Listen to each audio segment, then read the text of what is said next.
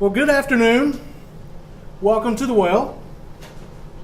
First, I would like to say that heaven gained a good person this week, and earth lost a good person this week. I'm sure you all know who I'm talking about. Of course, I'm talking about the Reverend Billy Graham. With God's direction and guidance, he changed a lot of lives and led a lot of people to Christ. So I'm sure his legacy will live on well beyond after he's gone. And I'm sure he's serving our Heavenly Father right now in heaven. So may he rest in peace.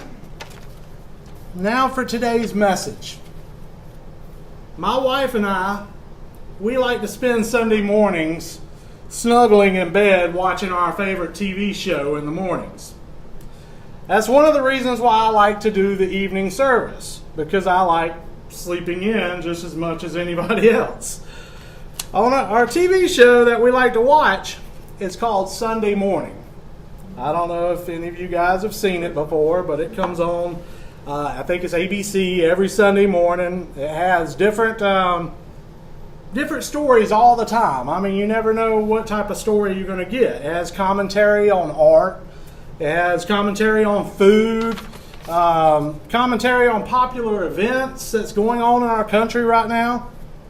And normally it's a wholesome family show. And that's one of the reasons why my wife and I like to watch it. It comes on at 9 o'clock every Sunday morning, and that's sleeping in for my wife and I. You know, we have kids and work, so we have to be up 6 o'clock in the morning, 6:30, to get the kids off to school and get to work. But the other morning when I was watching, they did a commentary on married couples cheating. They showed the statistics of how many couples in America cheat on each other. And they gave the statistics of how many men cheated. They gave the statistics of how many women cheated. And they went on to say, I was fine with it, but they went on to say that almost all couples cheat. They said this. And they were trying to make it sound like it was no big deal. And the more and more I sat there listening to this, the more and more mad I found myself getting. They were saying that we need to be more sympathetic to our partners for cheating on us. They were saying that everyone was doing it. So it was okay to commit adultery. They were saying it's okay to commit adultery. That we're not meant to be in a monogamous relationship. I couldn't believe it. I couldn't believe it. It's called Sunday Morning, and it's on for millions of people to watch every single Sunday morning. You watch it, okay? Yeah, everybody. A lot of people watch it, and they're telling us that it's okay to commit adultery. That's not what God said. Right, that's not what God said. But wait, it gets even worse. They went on to tell about different websites that people can use to cheat on their significant other. They said that there's even a term used for it nowadays. It's called married dating. Believe that or not. I was flabbergasted. Flabbergasted. They were pretty much telling us that not only was it okay to cheat, but telling people how to do it and how to get away with it. I was shaking my head in disbelief. It was last Sunday. I don't know if y'all saw it or not. I was just shaking my head in disbelief. My brothers and sisters, I believe our country is morally and spiritually bankrupt. I do. And we need to do something about it. You see, the problem is everyone in today's society is scared of saying something insensitive. They're afraid they might offend somebody. Everyone is scared of hurting someone's feelings, and everyone's scared of being politically incorrect. Not too many people want to say what is right and just anymore. Not too many people want to do what is right and just anymore. Because nowadays, no one wants to hear what is right and just anymore. Most people only want to do what's right in their own eyes, not God's eyes. Nobody wants to do what's right in God's eyes. We have let ourselves go. We have let our children down. We have lowered the moral standard in this country so low that there's not even a standard anymore. Just take television, for example. Let's just look at TV, for example. You can be sitting at home watching one of your favorite television shows with your family. You're even watching the ABC Family Channel, trying to watch something halfway wholesome on television. Then all of a sudden, you're sitting there with your wife and children, and a half-naked woman comes on television that's stripped down to almost nothing. She's got her bikini strap untied and little bikini on, rolling around in bubbles, washing a car, trying to sell you a hamburger. I'm sure y'all know what commercial I'm talking about. I had to change the channel. Then I was sitting there about an hour later. You're sitting there about an hour goes by, watching television still, and your son looks over at you and says, "Hey, Dad, you want to go get a hamburger?" he doesn't know why he wants a hamburger. He just knows he wants a hamburger. It's sad. It's very sad that this is what's called acceptable these days. It's sad. If we look at 1 John 5:19, it says, "We know that we are children of God, and that the whole world is under control of the evil one." My brothers and sisters, wake up. Look around. The enemy definitely has control of this world that we're living in. And it's getting worse by the day. We're always concerned with our children of what they say, or what language they're using these days, or what their grades are in school. But do you ever stop and ask what they're watching on television? I know a lot of y'all are saying, "I never, let them watch anything on cable," or "I never let them watch anything real late at night." And that's great. That's great. But now, even our regular programming, our regular daytime programming is tearing the moral fiber of this nation apart. Just take the number one sitcom. Right now, the number one sitcom for the last 8 years. Y'all all know what I'm talking about. Yes, I'm talking about Modern Family. I don't know if y'all have seen that one or not. It's a funny sitcom on ABC. It is funny. But the two main characters on there are gay and they're married. And yes, I have a problem with this. The Bible clearly says that it's wrong to be gay. The Bible clearly says that it's wrong to be gay and married. The Bible clearly says that it's between a man and a woman. But I'm not here to judge. I'm not here to judge. I'm sure I've committed just as many sins as them. In my teenage years, maybe more.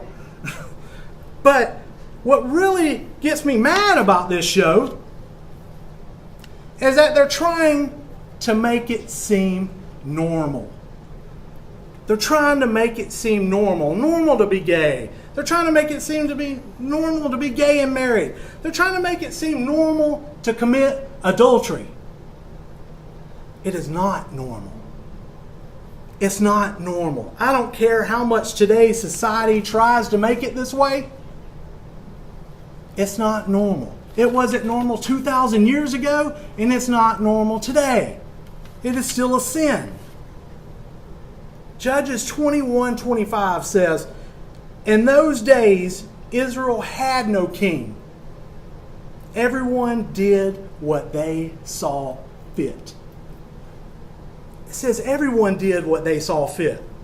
This is exactly what's going on today. Exactly what's going on today. I mean, people say, well, I cheated on him because he didn't pay attention to me. Or I cheated on him because he was always working. Or he never communicates anymore. Or I was born that way. Everybody has an excuse for what they do. With people, there's always a gray area.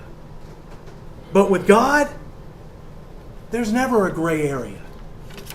There's never a gray area with God. It is black and white. It is good or bad. It is right or wrong. My brothers and sisters, America needs Jesus. That's what we need. America needs Jesus. We don't need more television telling us that it's okay that you were born that way. Maybe, just maybe, science is correct about that. Maybe you were born that way. But that doesn't mean you got to act upon it. You know, me being a pastor, I was born with a short fuse. I'm not going to lie. I was born with a hot temper. I was. Let's be honest here. Let's be honest. If someone really makes me mad, I want to punch them in the face. I'm honest. I want to hit them if they really make me mad. But I don't act on it. I don't act on it. No. I control myself. This is why God gave us His laws to live by in the first place. To help us control ourselves. To help us live. This is why it's called the Word of Life. Because when you obey His Word, it really does give you life. It really does. We don't need more television telling us that it's okay to commit adultery. What we need to do is more people standing up and saying, I'm not going to stand for this anymore. I'm not going to just sit by and let my children be demoralized. I'm not just going to sit by and let the mainstream media make me think any of these things are normal. There's nothing normal about cheating on your spouse. There's nothing normal about boys marrying boys or girls marrying girls. There's nothing normal about girls being in the Boy Scouts.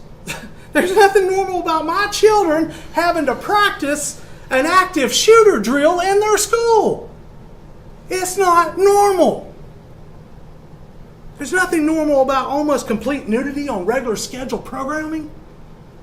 There's nothing normal about parents using violent shoot-'em-up video games as babysitters. There's nothing normal about not knowing what sex you are and not knowing which restroom to go into. My brothers and sisters, this is not normal. And we need to fix it.